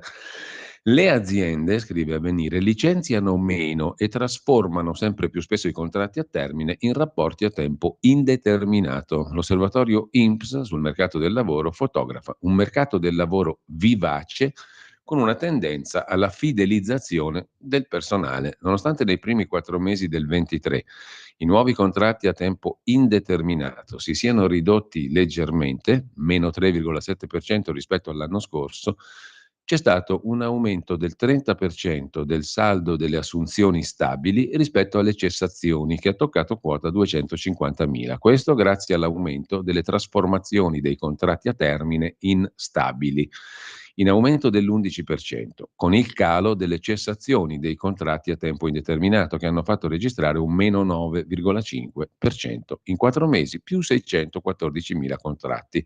Niente male, insomma, secondo il punto di vista dei nudi e crudi numeri. Il lavoro continua a crescere, scrive Avvenire, mentre Bergamo e Brescia sono unite dall'arte, sono capitali della cultura, bilancio dei primi 6 mesi, capitali della cultura 23, turisti più del previsto, 4.800.000 turisti tra Bergamo e Brescia, soddisfatti i sindaci Castelletti e Gori, abbiamo avviato alleanze strategiche. Mentre sul Corriere della Sera, in proposito di Lombardia, di cronaca, le 2 facce di via Benedetto Marcello, una zona vicina alla centrale, tra la stazione centrale e Corso Buenos Aires, l'allarme dei residenti. Giardini e marciapiedi sono bagni a cielo aperto. C'è una quantità di gente che bivacca, di stranieri, controlli di polizia, i comitati denunciano qualcosa si è mosso, ma quando segnaliamo spesso ci sentiamo dire quella strada la conosciamo. Purtroppo non è solo quella strada. A Milano si stanno ampliando zone di questo tipo, mentre sul Corriere della Sera di oggi, lasciata la cronaca milanese, c'è, per quanto riguarda il dorso nazionale, un'intera pagina dedicata all'abuso d'ufficio. Lo stop dall'abuso d'ufficio in Italia allarma l'Unione Europea, danneggerà la lotta alla corruzione, tutte quelle belle balle che abbiamo già visto. Il sindaco PD di Pesaro, Ricci, dice: per noi invece è una vittoria. Bisogna abolire l'abuso d'ufficio. L'ex ministra Gelmini, intervistata dal Corriere della Sera, dice che le idee di Nordio sono come le nostre, cioè quelle di Italia Viva, e sull'autonomia la maggioranza apra autonomia. No, scusate, mi sono perso nei girovagamenti di questi soggetti. Maria Stella Gelmini adesso è portavoce di Azione, cioè non Italia Viva di Renzi, ma l'altra roba di Calenda, il partito di Calenda, ex Forza Italia, già ministra dell'istruzione, eccetera, eccetera. Per quanto concerne invece la legge Calderoli e il discorso del federalismo, dell'autonomia differenziata, eccetera, eccetera, nel PD c'è un giudizio ideologico. Se si parla di autonomia differenziata non è perché se la sia inventata la Lega, dice Maria Stella Gelmini al Corriere della Sera, ma perché il centrosinistra ha scritto la legge costituzionale che la prevede e in 20 anni ha depositato disegni di legge su questo tema. Però quell'autonomia e quel federalismo fiscale, i cui principi sono stati fissati in Costituzione dal centro-sinistra, sono rimasti inapplicati. Il disegno di legge Calderoli può essere migliorato. Se opportunamente ricondotto in un quadro di solidarietà nazionale e gradualismo, potrebbe ricucire il Paese e non allargare il divario.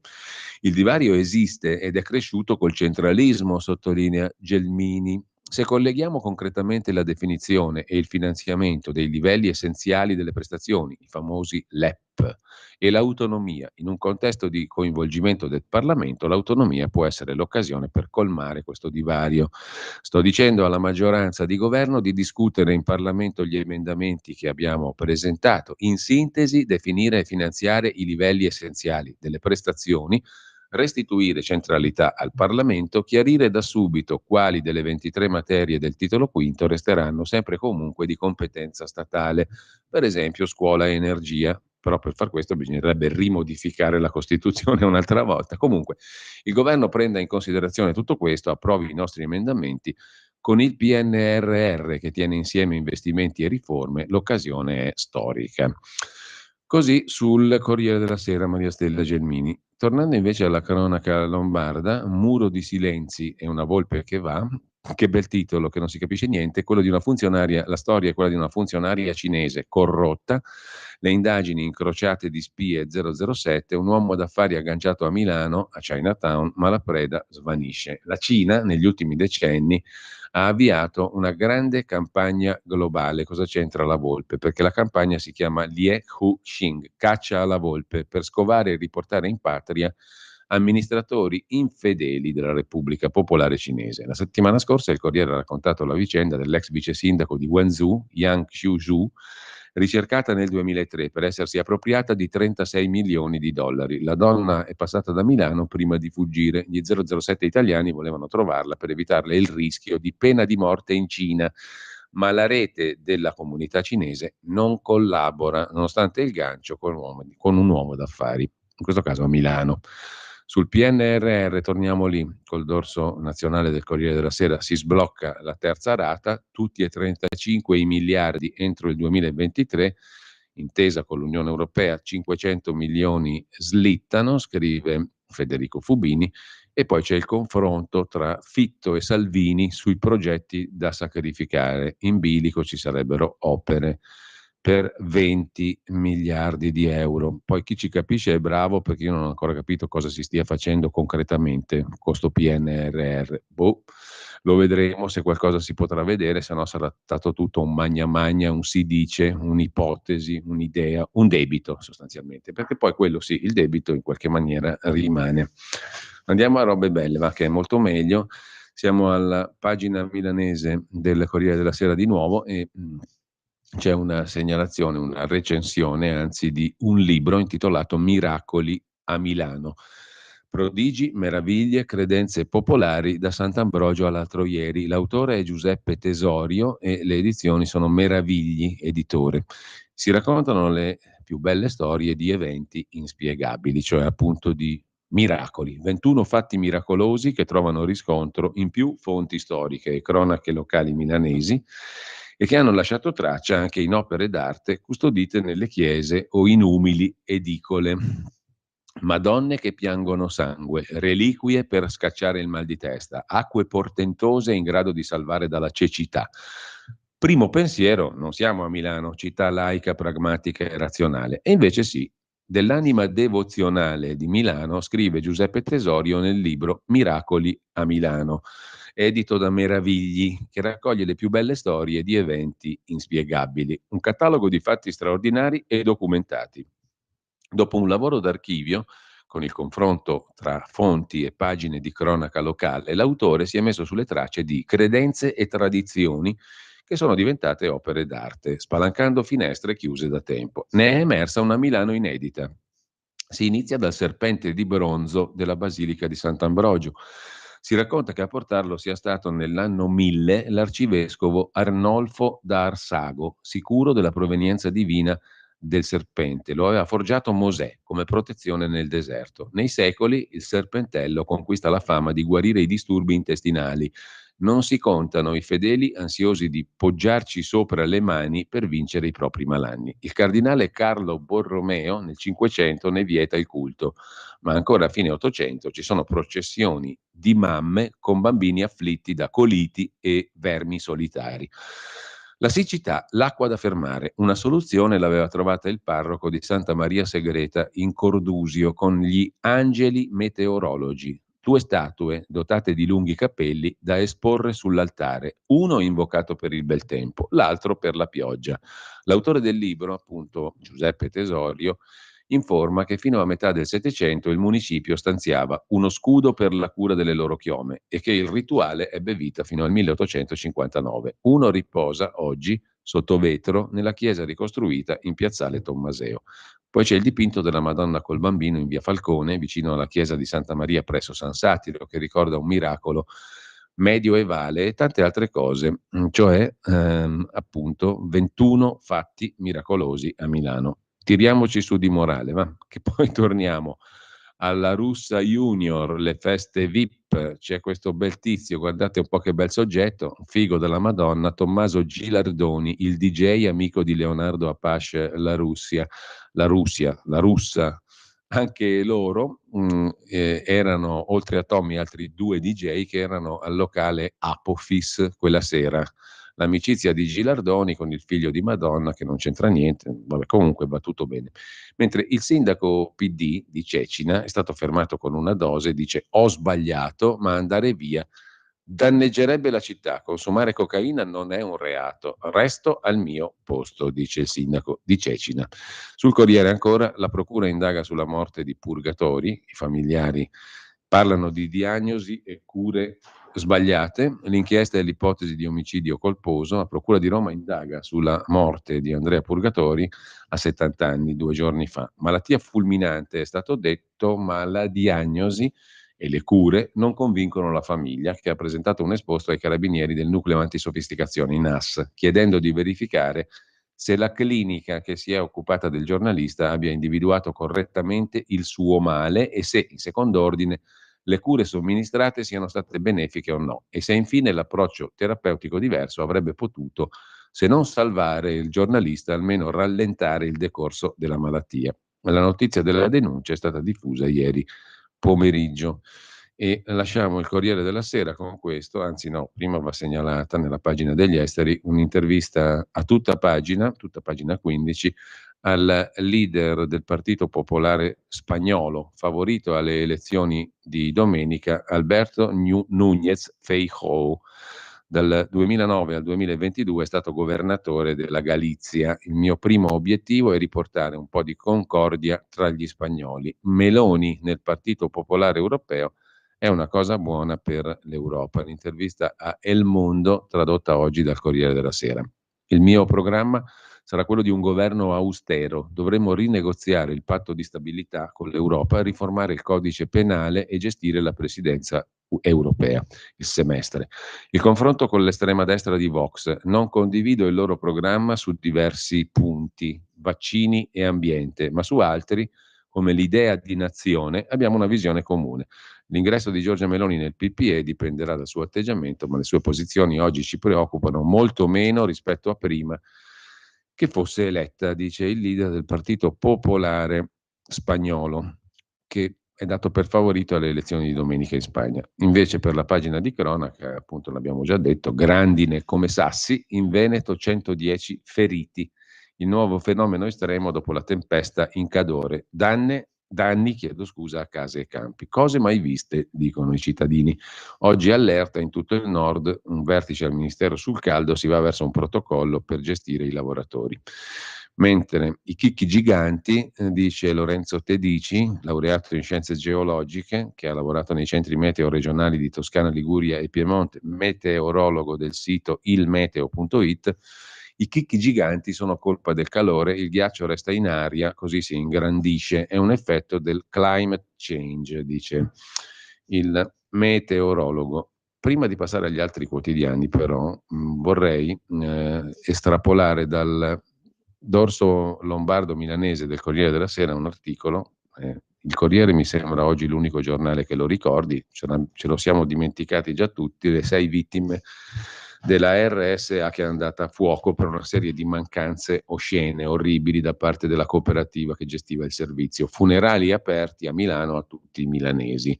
Alle 11 le esequie in Duomo questa mattina. L'arcivescovo Mario Delpini celebrerà questa mattina appunto alle 11 in Duomo i funerali delle 6 vittime morte nel rogo scoppiato tra il 6 e il 7 luglio nella residenza per anziani Casa per Coniugi. Laura Blasek, Paola Castoldi, Michael Duci, Anna Maria Garzia, Loredana Labate, Nadia Rossi. Sono i nomi dei 6 che sono morti carbonizzati. Il sindaco Beppe Sala ha proclamato per l'intera giornata di oggi il lutto cittadino con le bandiere a mezz'asta, Palazzo Marino in tutte le sedi comunali. A mezz'asta saranno anche le bandiere italiane ed europee sugli edifici pubblici, dal Tribunale alla Prefettura, alla Questura, ai commissariati di polizia e le caserme dei Carabinieri. La richiesta è stata fatta mercoledì dopo l'annuncio dei funerali dalla Prefettura. Il costo dei funerali verrà sostenuto dal Comune di Milano, ha detto il sindaco nei giorni scorsi, dopo la bagarre politica scoppiata nella seduta di Consiglio Comunale lunedì.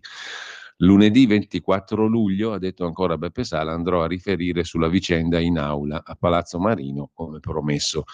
Le esequie saranno aperte a tutta la cittadinanza. Ai funerali parteciperà ovviamente anche il sindaco. Ieri si sono concluse le autopsie sui corpi dei 6 anziani. I primi esiti degli accertamenti svolti da 2 medici legali, un tossicologo e un'antropologa, nominati dai pubblici ministeri. Ebbene, cosa dicono? Che 5 delle 6 vittime sono morte per inalazioni di fumi dopo che era scoppiato il rogo.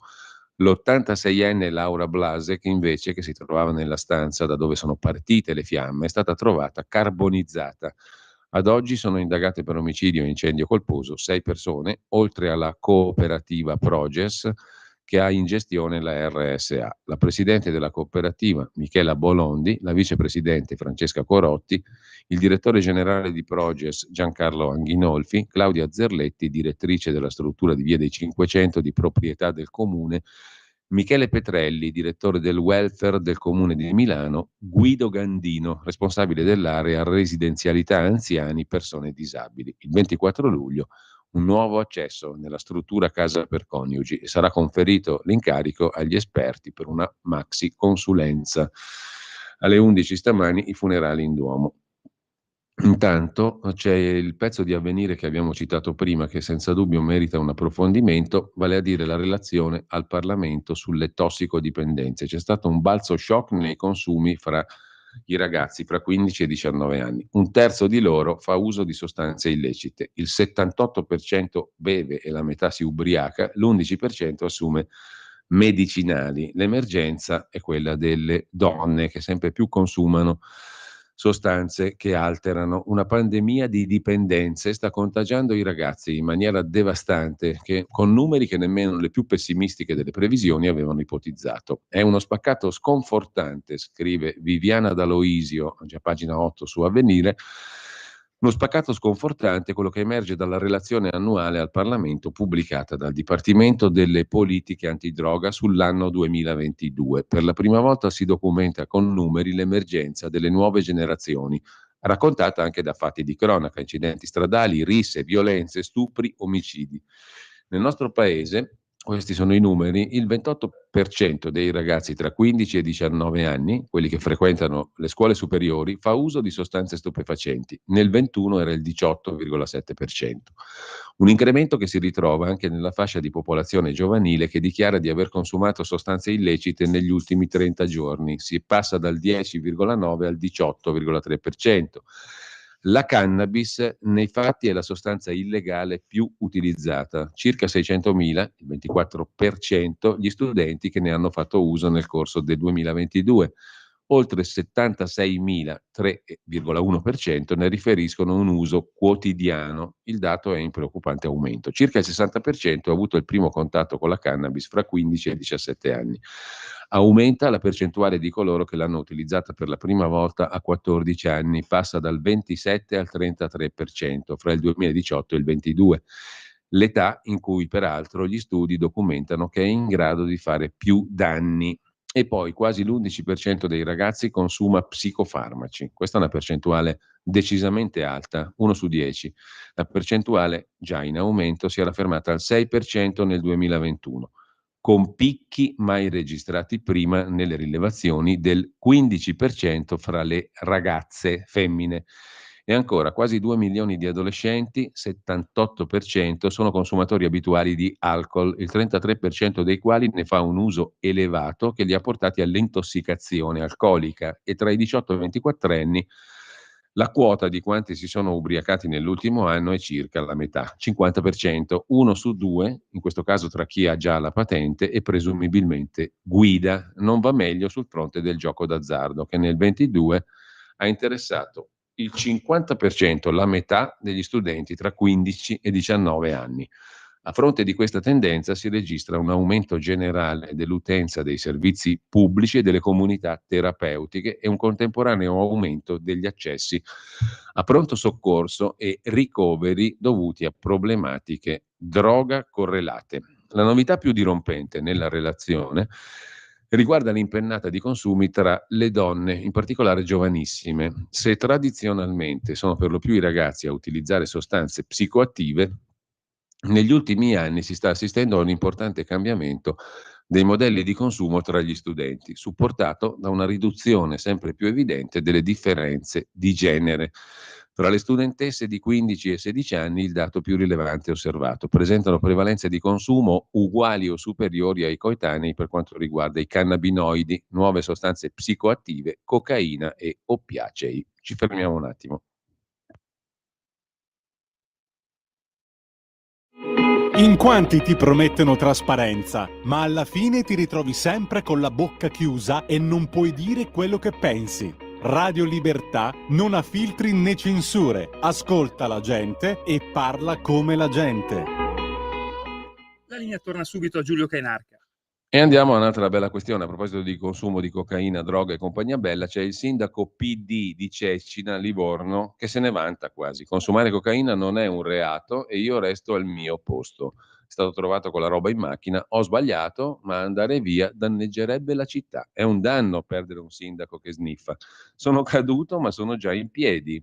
Cavoli, è veloce quello lì. Tra l'altro, prima di essere beccato, diciamo, con la cocaina, mi aveva detto: ma è difficile starmi dietro perché io lavoro 24 ore al giorno, sono un fenomeno, sono pieno di energia. Mo' si è capito il perché. L'energia da dove arrivava non era solo passione politica, diciamo così. C'era anche qualche simpatico fiocco di neve a sostenere la sua straordinaria prestanza. Sono caduto, sono già in piedi. È velocissimo il soggetto, ha mantenuto le abitudini dello sniffatore. Mi serve ancora un po' di tempo. Ho firmato una dichiarazione di impedimento temporaneo al prefetto, ma a fine estate tornerò in comune con più entusiasmo e con più forza di prima, dice Samuele Lippi, 52enne, perito informatico elettronico, sindaco PD di Cecina, 50.000 abitanti, non si dimette. Pochi giorni fa i carabinieri l'hanno fermato vicino a un boschetto frequentato da spacciatori, tipo il Parco delle Groane in Lombardia. Aveva acquistato mezzo grammo di cocaina per uso personale. La notizia ha iniziato a circolare, il sindaco ha fatto outing sui social. Ha chiesto scusa alla moglie, ai 2 figli e ai cittadini. Di lui si dice che è un tipo tosto, un ottimo politico, scrive il Corriere della Sera. Pensate se fosse stato un leghista, sarebbe stato una merda umana, uno schifoso, sicuramente, o uno di Fratelli d'Italia, un fascista drogato. Volevano candidarlo al Senato, lui ha preferito fare il primo cittadino, perché sniffa ma è umile. Assolutamente non mi dimetto, non ho commesso reati, la legge consente il possesso di un modico quantitativo di stupefacenti per uso personale. Non sono un tossicodipendente, non ho dipendenza, cioè lui va quando vuole nel boschetto a prendere la droga. Quante volte assumeva cocaina? Quando ero sotto stress, al massimo 1 a 2 volte la settimana, autocertifica il sindaco. Ho iniziato qualche anno fa, ho sbagliato, ma l'uso limitato dello stupefacente non ha mai compromesso le mie facoltà intellettive, ipse dixit, e non sono mai stato schiavo delle sostanze, è sempre in autocertificazione. Sono un uomo libero, come lo sono sempre stato in politica. Sono rimasto sbalordito, sentite qua, dalle centinaia di messaggi di affetto e di stima dei cittadini. Questo naturalmente conforta i dati che leggevamo prima. Se 1 su 3 si droga non fa stupore, diciamo, di avere ricevuto messaggi di stima. Ho ricevuto solidarietà anche da gente che non conoscevo e poi dai politici in modo trasversale, a destra e a sinistra. Qualcuno ha scritto che chi usa stupefacenti e acquista droga dagli spacciatori non può fare il sindaco. Tu vai nei boschetti dove gli irregolari ti vendono una materia proibita e fai il sindaco, mi sembra logico. Che ho sbagliato a prendere piccole, sottolinea lui, autocertificazione, piccole quantità di cocaina per superare momenti di straordinario lavoro, dei quali peraltro si vantava sui social, ma che non sono e non sono mai stato schiavo della droga. Ipse dixit. Sono anni che assumo sporadicamente modiche quantità di stupefacenti e tutti mi riconoscono di aver governato bene. Nonostante questo ho deciso di non usare più sostanze, ipse dixit. Senza di me Cecina sarebbe seriamente danneggiata. Questo qui c'ha un'autostima che Il Carlo V di Spagna era un cucù in confronto. Senza di me Cecina sarebbe seriamente danneggiata. Non danneggiata o le mancherebbe qualcosa, seriamente danneggiata. Cecina va in rovina senza questo sniffatore. Per quale motivo? Il municipio sarebbe commissariato e rischieremmo di perdere i soldi di che cosa? L'avete indovinato? Del PNRR e di mandare in fumo progetti importantissimi come il porto. Al porto arrivano enormi quantità di silenzio omissis, ci rimetterebbe la mia città e non posso permetterlo. Ho avuto un problema, adesso lo risolvo e torno, dice il Superman che governa per il PD. Fortunato questo partito ad avere un Superman di questo tipo nelle sue fila. Cecina. La cosa che le fa più male? Rischiare di essere considerato un criminale, anche se non ho violato la legge. Mi fa stare male l'angoscia di mia moglie, conclude il Superman di Cecina del PD. Sono devastato dalla sofferenza dei miei figli quando chiedono loro cosa ha fatto il babbo. Si è scatenato un inferno mediatico per una debolezza personale che non ha influito sul governo della città. Capito? E ci facciamo una bella striscia e andiamo a vedere l'altra notizia. A Milano è successo anche questo. È stato operato, sta bene, il medico 33enne che è stato aggredito ieri al policlinico dal figlio di una paziente che gli ha spaccato il femore in 3 punti. Le sue condizioni non destano preoccupazione. Ha subito un enorme trauma, riferisce il direttore generale del Policlinico di Milano Ezio Belleri. Soprattutto è molto provato sotto il profilo psicologico. Questo è un problema che ci preoccupa moltissimo, dice il direttore generale del Policlinico. Ci si reca al mattino al lavoro e purtroppo capitano cose come queste che non dovrebbero mai capitare. Cos'è successo? Mercoledì, primo pomeriggio, un uomo si presenta in un reparto del Policlinico di Milano per andare a trovare la madre ricoverata. L'aveva appena portata su da una RSA siciliana.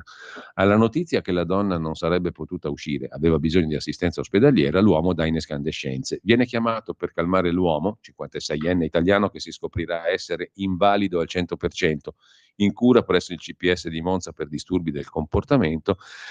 Viene chiamato il direttore direzione medica di presidio, figura formata anche per le relazioni con i familiari, per illustrare la situazione. Il medico spiega al figlio i motivi della decisione del collega che ha sua mamma in carico. La donna non può essere dimessa. A un certo punto i toni si accendono, l'uomo si infervora, alza la voce e aggredisce il dottore verbalmente. Inspiegabilmente questa persona poi ha avuto una reazione spropositata, non c'è stato neanche il tempo di far nulla. La rabbia ha preso il sopravvento, l'uomo ha atterrato il medico con un pugno, poi gli è saltato sopra con tutto il peso, frantumandogli il femore in 3 punti. Il personale sanitario del reparto interviene per fermare l'uomo che vuole continuare a infierire sul medico a terra. Vengono chiamati i carabinieri che lo bloccano. Nella mattinata di ieri le procedure per l'applicazione del TSO, trattamento sanitario obbligatorio, e la valutazione dell'applicazione di misure cautelari. La reazione dell'assessore regionale al welfare e alla salute Bertolaso: quello che è accaduto al medico del Policlinico è intollerabile, gli ho espresso la mia solidarietà, eccetera, eccetera. Incontrerò il ministro Schillaci, eccetera, eccetera. Al Policlinico è stato riattivato un presidio di polizia nel pronto soccorso, attivo dal lunedì al sabato dalle 8 alle 20. A Milano questo vale anche all'ospedale Niguarda, che si è dotato anche di un servizio di guardie giurate interne, oltre che al San Paolo, al San Carlo, al Sacco e al San Raffaele. Presidi considerati insufficienti dal presidente dell'Ordine dei Medici di Milano, Roberto Rossi. I presidi di sicurezza nelle strutture sanitarie vanno migliorati. Allora, i pronto soccorsi sono quel disastro che sono. Più ci mettiamo i poliziotti perché c'è anche il disastro dell'ordine pubblico. Forza Italia. Insomma, adesso non citiamo tutti i giorni Indro Montanelli perché sennò diventa uno slogan. Italia di merda diventa uno slogan troppo, diciamo, abusato. Però tutto sommato il pensiero arriva sempre lì. Intanto, a proposito di sanità, siccome l'inflazione cresce, tu cosa fai? Tagli la sanità, giustamente, perché inflazione in crescita significa spesa pubblica in crescita, significa debito pubblico in crescita. Se cresce il debito, cosa fai? Tagli. E cosa tagli? Le cose più inutili, cioè la sanità. Stretta reale dell'11%, taglio. I danni della cura sbagliata di Christine Lagarde che aumenta i tassi. Da un lato le famiglie soffrono perché i mutui rincarano, dall'altro la pubblica amministrazione si ritrova con bilanci mangiati dall'inflazione. Tanto la sanità a cosa serve? Dovrebbe servire a uno scopo chiaro, a questo punto va dichiarato: far morire il maggior numero di persone, così ce le leviamo dalle scatole, sono costi indiretti. anzi molto diretti, a volte indiretti. Sulla Verità, già che ci siamo, Giorgia Pacione Di Bello si occupa della riforma fiscale e dell'autonomia fiscale delle regioni, un tema molto poco trattato. Accordo per modificare la delega fiscale e garantire il federalismo finanziario. Addirittura blindata l'autonomia finanziaria delle regioni. Ieri, durante la conferenza unificata, si è raggiunto un accordo col governo per introdurre modifiche all'interno del testo della delega fiscale per consolidare l'autonomia finanziaria e la piena attuazione del federalismo fiscale. La conferenza unificata Stato-Regioni vuole insistere affinché vengano presi in considerazione e approvati emendamenti per salvaguardare l'attuale livello di autonomia finanziaria regionale, potenzialmente incomprimibile, quando si sostituiscono tributi addizionali con sovraimposte e compartecipazioni, ha detto il presidente della Lombardia, Attilio Fontana, che ha svolto, a nome della Conferenza delle Regioni, l'audizione in Commissione Finanze al Senato sul disegno di legge per la delega della riforma fiscale. Termine per la presentazione degli emendamenti in Senato che si conclude oggi alle 18 dopo lo slittamento deciso nei giorni scorsi. Vedremo. L'accordo per modificare la delega e garantire il federalismo finanziario. Garantire è una parola grossa. Mentre lasciamo la questione fiscale e del federalismo e a proposito di fattacci, ce n'è uno raccontato oggi da Repubblica, arriva dalla Francia, archeologhe molestate e il comune blinda gli scavi a Saint-Denis, comune di Parigi. Battute sessiste rivolte alle studiose, i social della destra accusano gli islamici. Non è che sono stati gli islamici, sono i social della destra che accusano gli islamici. Chi avrà mai molestato le archeologhe? Come in Germania, no? Nelle piscine. Non sono gli arabi, sono le destre che dicono che sono gli arabi. Diventano un caso politico-mediatico, le molestie verbali a un gruppo di archeologhe che lavorano negli scavi ai 2 passi della Basilica di Saint-Denis, dove sono sepolti i re di Francia.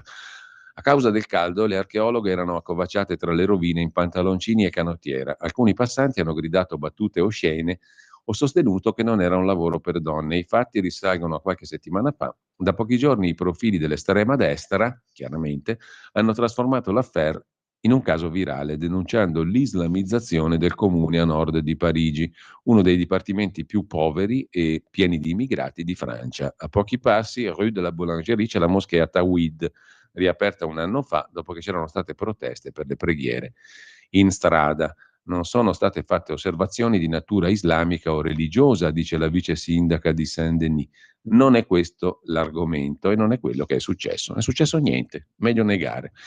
Fiumi di coca invece, non siamo al sindaco PD di Cecina, ma siamo in Ucraina, fiumi di coca e fabbriche di nuove droghe. Così le narcomafie si prendono l'Ucraina. Pagina 21 della Stampa di oggi. La guerra cambia le rotte europee dei traffici di stupefacenti, fa esplodere consumi e prezzi, anfetamine per i soldati, laboratori illegali ovunque. I danni nel post-conflitto saranno enormi, scrive la Stampa. Con questo finiamo la rassegna stampa. Pausa musicale e poi andiamo alla rubrica ilsussidiario.net. Avete ascoltato